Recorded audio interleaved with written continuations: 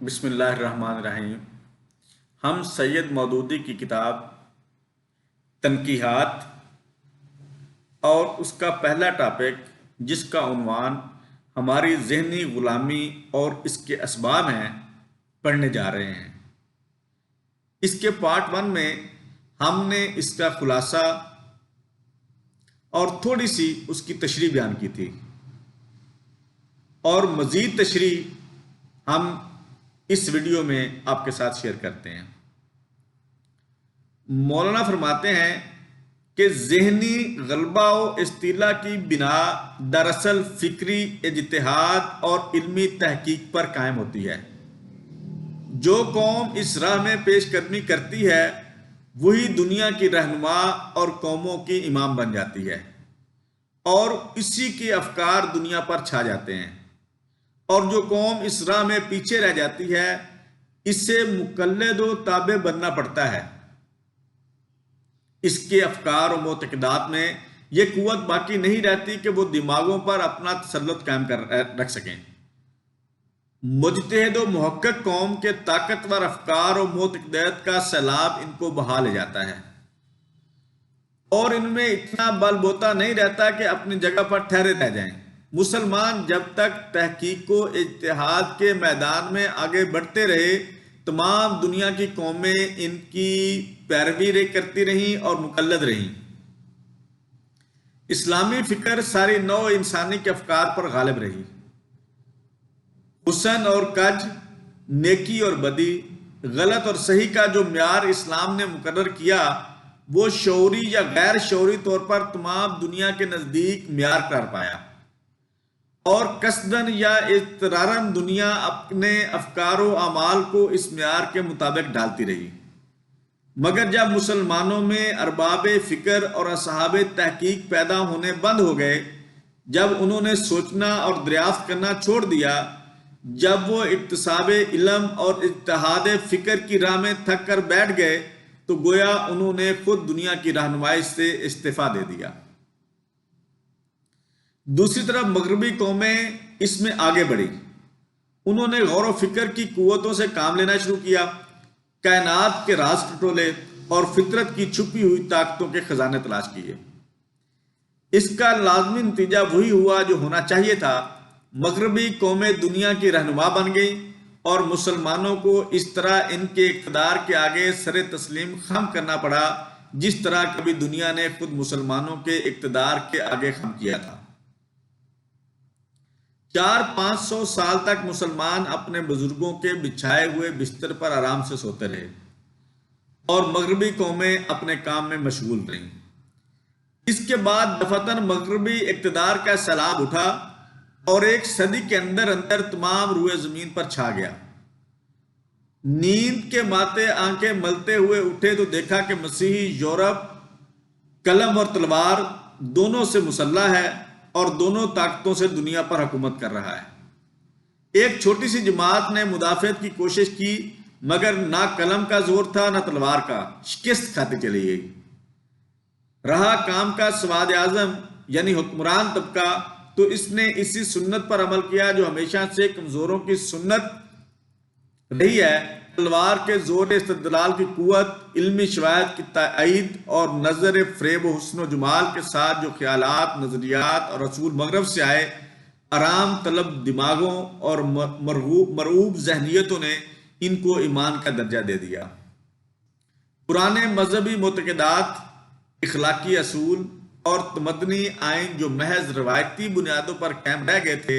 اس نئے اور طاقتور سیلاب کی رو میں بہتے چلے گئے، اور ایک غیر محسوس طریقے سے دلوں میں یہ مفروضہ جانگزی ہو گیا کہ جو کچھ مغرب سے آتا ہے وہی حق ہے اور وہی صحت و تندرستی کا معیار ہے۔ مغربی تہذیب کے ساتھ جن قوموں کا تصادم ہوا، ان میں سے بعض تو وہ تھیں جن کا کوئی مستقل تہذیب نہ تھی، بعض وہ تھیں جن کے پاس اپنی ایک تہذیب تو تھی مگر ایسی مضبوط نہ تھی کہ دوسری تہذیب کے مقابلہ میں وہ اپنے خصائص کو برقرار رکھنے کی کوشش کرتی، بعض وہ تھی جن کی تہذیب اپنے اصول میں اس آنے والی تہذیب سے کچھ بہت زیادہ مختلف نہ تھی۔ ایسی تمام قومیں تو بہت آسانی سے مغربی تہذیب کے رنگ میں رنگ گئیں، اور کسی شدید تصادم کی نوبت نہ آنے پائی۔ لیکن مسلمانوں کا معاملہ ان سب سے مختلف ہے۔ یہ ایک مستقل اور مکمل تہذیب کے مالک ہیں۔ ان کی تہذیب اپنا ایک مکمل ضابطہ رکھتی ہے جو فکری اور عملی دونوں حیثیتوں سے زندگی کے تمام شعبوں پر حاوی ہے۔ مغربی تہذیب کے اساسی اصول کلیہ اس تہذیب کے مخالف واقع ہوئے ہیں۔ یہی وجہ ہے کہ قدم قدم پر یہ دونوں تہذیبیں ایک دوسرے سے ٹکرا رہی ہیں اور ان کے تصادم سے مسلمانوں کی اعتقادی اور عملی زندگی کے ہر شعبہ پر نہایت تباہ کن اثر پڑ رہا ہے۔ مغربی تہذیب نے جس فلسفہ اور سائنس کی آغوش میں پرورش پائی ہے وہ 500-600 سال سے دہریت، الحاد، لامذہبی اور مادہ پرستی کی طرف جا رہے ہیں۔ وہ جس تاریخ پیدا ہوئی اس تاریخ سے مذہب کے ساتھ اس کی لڑائی شروع ہو گئی، بلکہ یوں کہنا چاہیے کہ مذہب کے خلاف عقل و حکمت کی لڑائی ہی نے اس تہذیب کو پیدا کیا۔ اگرچہ کائنات کے آثار کا مشاہدہ، ان کے اسرار کی تحقیق، ان کے کلی قوانین کی دریافت، ان کے مظاہر پر غور و فکر اور ان کو ترتیب دے کر قیاس و برہان کے ذریعہ سے نتائج کا استنباط کوئی چیز بھی مذہب کی ضد نہیں ہے، مگر سوء اتفاق سے نشاط جدید کے عہد میں جب یورپ کی نئی علمی تحریک رونما ہوئی تو اس تحریک کو ان عیسائی پادریوں سے سابقہ پیش آیا جنہوں نے اپنے مذہبی معتقدات کو قدیم یونانی فلسفہ و حکمت کی بنیادوں پر قائم کر رکھا تھا، اور جو یہ سمجھتے تھے کہ اگر جدید علمی تحقیقات اور فکری اجتہاد سے ان بنیادوں میں ذرا سا بھی تزلزل واقع ہوا تو اصل مذہب کی عمارت پیوند خاک ہو جائے گی۔ اس غلط تخیل کے زیر اثر انہوں نے نئی علمی تحریک کی مخالفت کی اور اس کے روکنے کے لیے قوت سے کام لیا۔ مذہبی عدالتیں قائم کی گئیں جن میں اس تحریک کے علمبرداروں کو سخت وحشیانہ اور ہولناک سزائیں دی گئیں، لیکن یہ تحریک ایک حقیقی بیداری کا نتیجہ تھی، اس لیے تشدد سے دبنے کے بجائے اور بڑھتی چلی گئی، حتیٰ کہ حریت فکر کے سیلاب نے مذہبی اقتدار کا خاتمہ کر دیا۔ ابتدا میں لڑائی حریت فکر کے علمبرداروں اور کلیسا کے درمیان تھی، مگر چونکہ کلیسا مذہب کے نام پر آزاد خیالوں سے جنگ کر رہا تھا، اس لیے بہت جلدی اس لڑائی نے مسیحی مذہب اور آزاد خیالی کے درمیان جنگ کی صورت اختیار کر لی۔ اس کے بعد نفس مذہب، خواہ وہ کوئی مذہب ہو، اس تحریک کا مد مقابل قرار دیا گیا۔ سائنٹیفک طریقہ پر سوچنے کے معنی یہ قرار پائے کہ یہ طریقہ فکر مذہبی طریقہ فکر کی عین ضد ہے۔ جو شخص سائنٹیفک طریقہ سے کائنات کے مسائل پر غور کرے، اس پر لازم ہے کہ مذہبی نظریہ سے ہٹ کر اپنی راہ نکالے۔ کائنات کے مذہبی نظریہ کا بنیادی تخیل یہ ہے کہ عالم طبیعت یعنی فزیکل ورلڈ کے تمام آثار اور جملہ مظاہر کی علت کسی ایسی طاقت کو قرار دیا جائے جو اس عالم سے بالاتر ہو۔ یہ نظریہ چونکہ جدید علمی تحریک کے دشمنوں کا نظریہ تھا،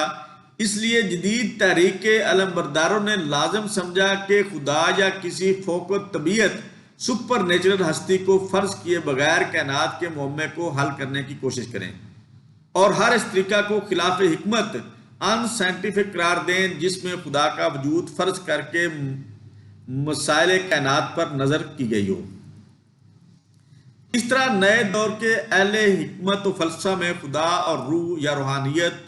اور فوق و طبیعت کے خلاف ایک تعصب پیدا ہو گیا جو عقل و استدلال کا نتیجہ نہ تھا بلکہ سراسر جذبات کی برانگیختگی کا نتیجہ تھا۔ وہ خدا سے اس لیے تبرہ نہ کرتے تھے کہ دلائل اور براہین سے اس کا عدم وجود اور عدم وجوب ثابت ہو گیا تھا، بلکہ اس سے اس لیے بیزار تھے کہ وہ ان کے اور ان کی آزادی خیال کے دشمنوں کا معبود تھا۔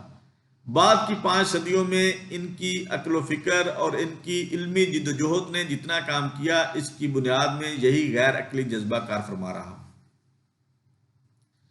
مغربی فلسفہ اور مغربی سائنس دونوں نے جب سفر شروع کیا تو اگرچہ ان کا رخ خدا پرستی کے بالکل مخالف سمت میں تھا، تاہم چونکہ وہ مذہبی ماحول میں گرے ہوئے تھے،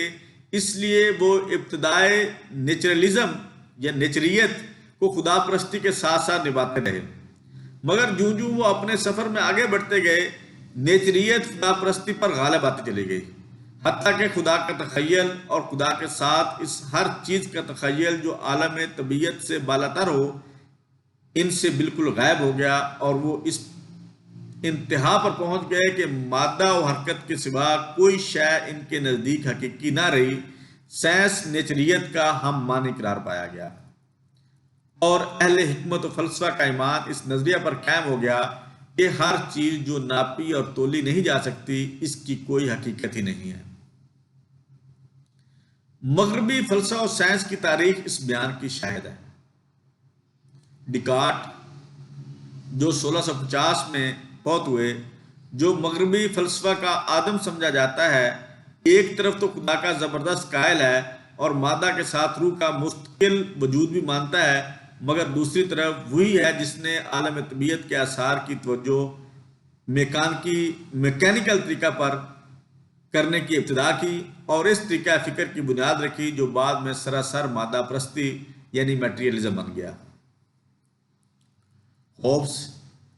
اس سے ایک قدم اور آگے بڑھ کر فوق و طبیعت سپر نیچرل کی کھلم کھلا مخالفت کرتا ہے، نظام عالم اور اس کی ہر شے کو میکینیکل توجیہ کے قابل قرار دیتا ہے، اور کسی ایسی نفسی یا روحی یا عقلی قوت کا قائل نہیں ہے جو اس مادی دنیا میں تصرف کرنے والی ہو، مگر اس کے ساتھ ہی وہ خدا کو بھی ماننا چاہتا ہے، اس حیثیت سے کہ ایک ایسی علت العلل کا ماننا ایک عقلی ضرورت ہے۔ اس زمانہ میں سپائنوزا اٹھا جو 17ویں صدی میں عقلیت یعنی ریشنلزم کا سب سے بڑا علمبردار تھا۔ اس نے مادہ اور روح اور خدا کے درمیان کوئی فرق نہ رکھا، خدا اور کائنات کو ملا کر ایک کل بنا دیا، اور اس ایک کل میں خدا کے اختیار مطلق کو تسلیم نہ کیا۔ اس طرح لیبنیز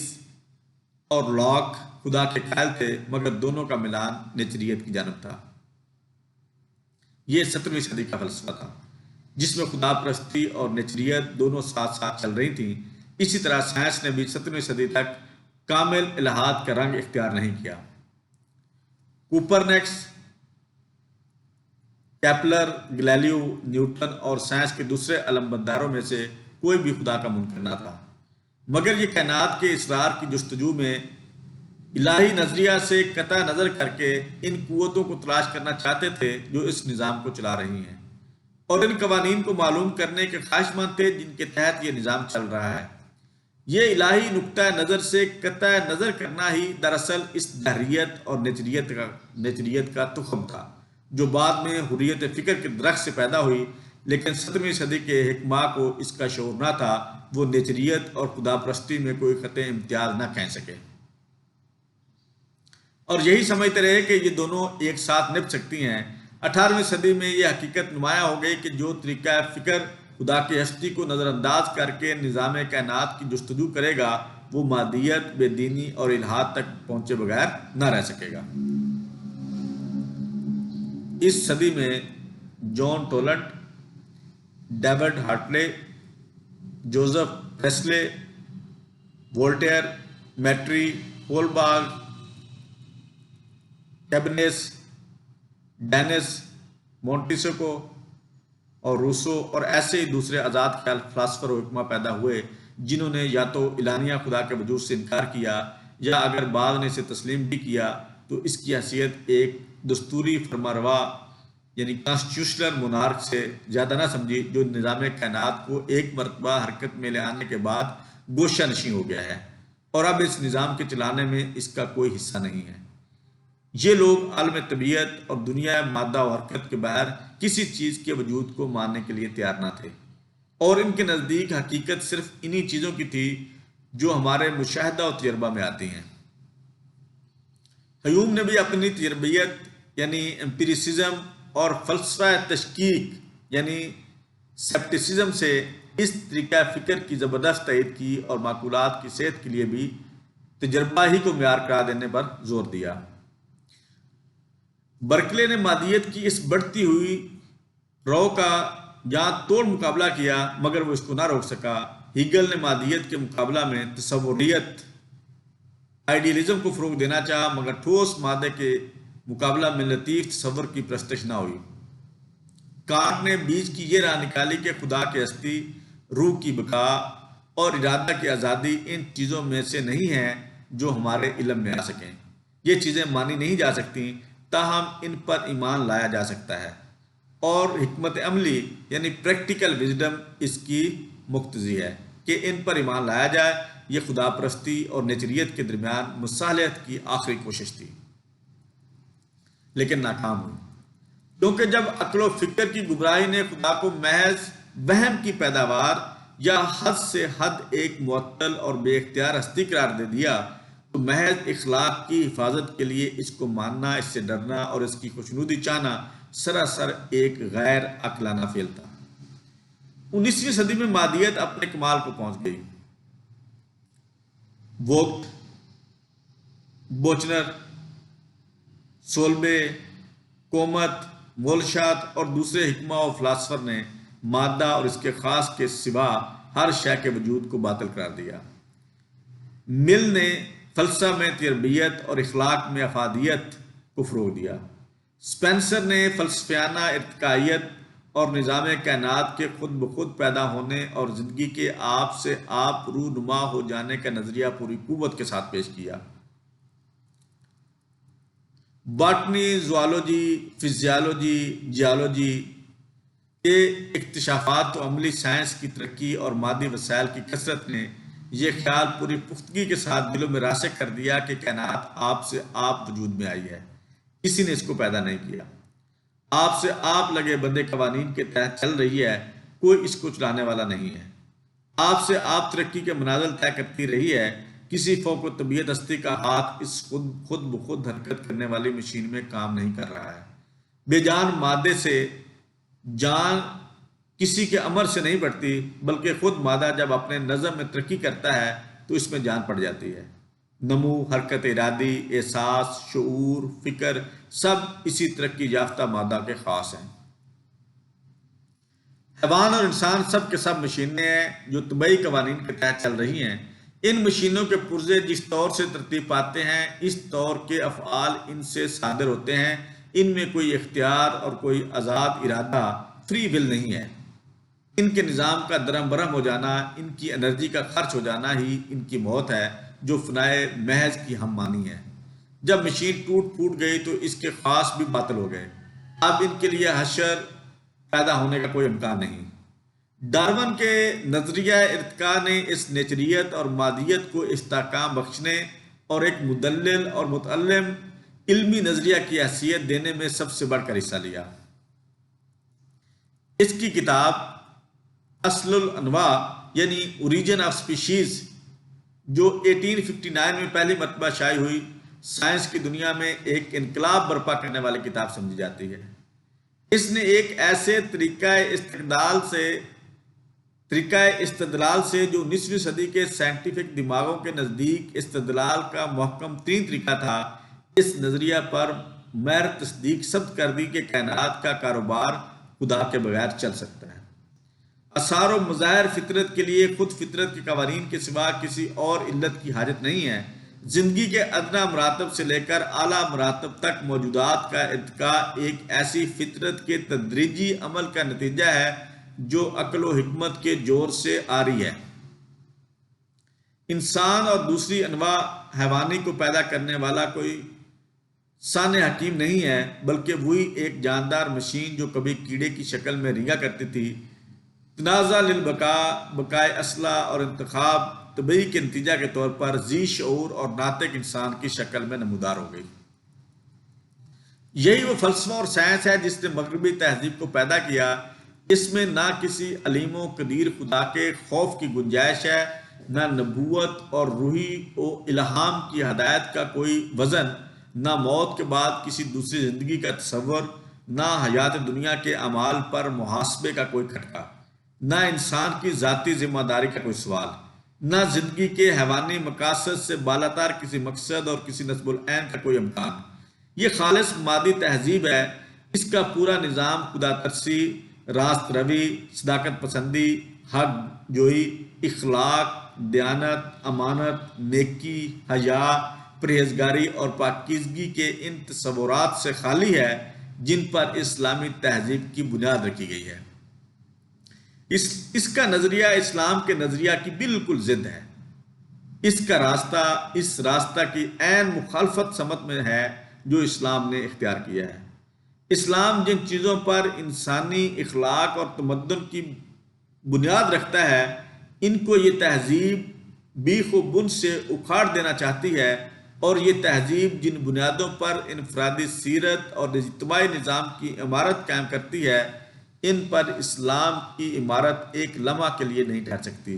گویا اسلام اور مغربی تہذیب دو ایسی کشتیاں ہیں جو بالکل مخالف سمتوں میں سفر کر رہی ہیں۔ جو شخص ان میں سے کسی ایک کشتی پر سوار ہوگا، اس سے لامحالہ دوسری کشتی کو چھوڑنا پڑے گا، اور جو بیک وقت ان دونوں پر سوار ہوگا اس کے دو ٹکڑے ہو جائیں گے۔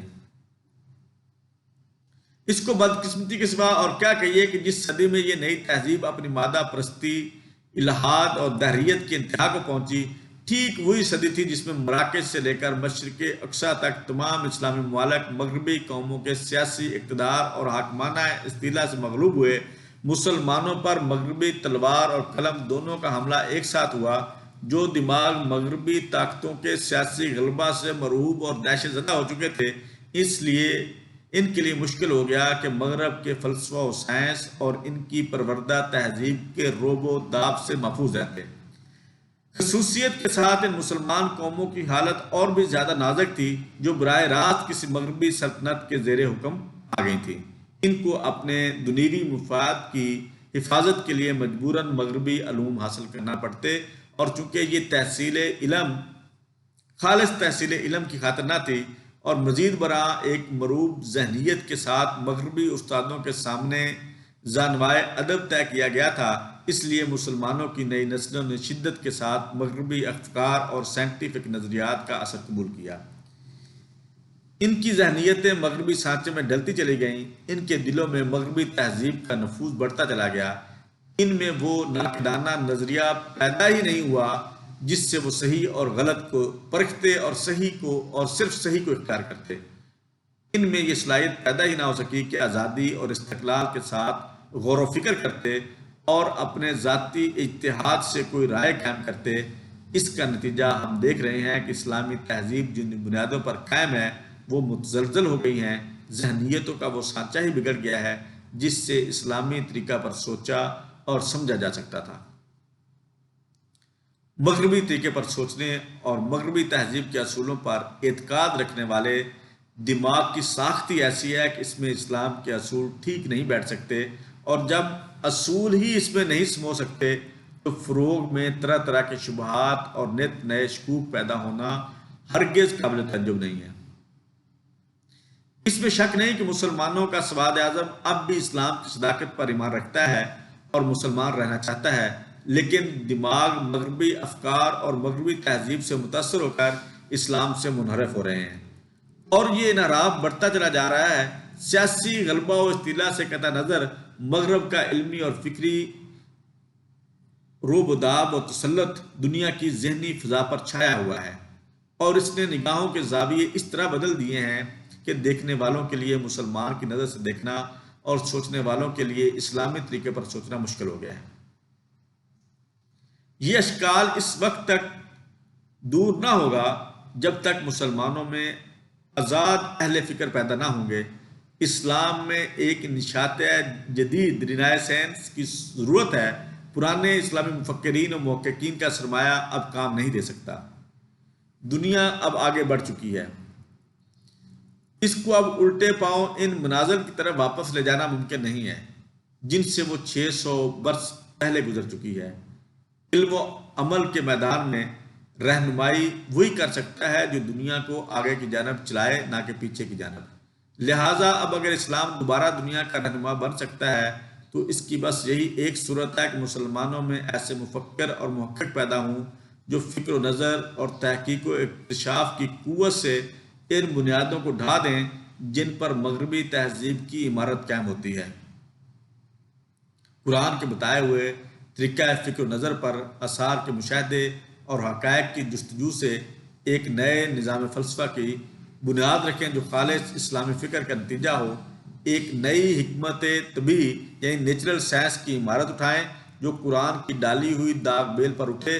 ملحدانہ نظریہ کو توڑ کر الہی نظریہ پر فکر و تحقیق کی اساس قائم کریں، اور اس جدید فکر و تحقیق کی عمارت کو اس قوت کے ساتھ اٹھائیں کہ وہ تمام دنیا پر چھا جائے اور دنیا میں مغرب کی مادی تہذیب کی بجائے اسلام کی حقانی تہذیب جلوہ گر ہو۔ اللہ تعالیٰ ہمیں اس مضمون کو قرآن و سنت کی روشنی میں سمجھنے کی توفیق عطا فرمائے، آمین۔